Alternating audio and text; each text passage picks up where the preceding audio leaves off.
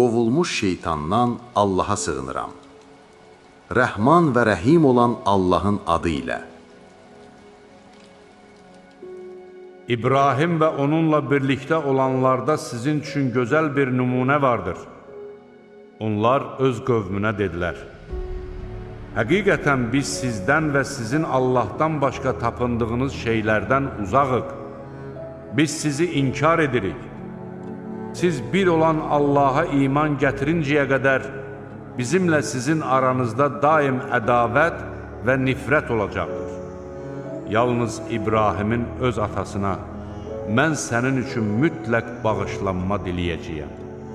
Fəqət Allahdan sənə gələn əzabı dəf edə bilmərəm deməsi istisnadır.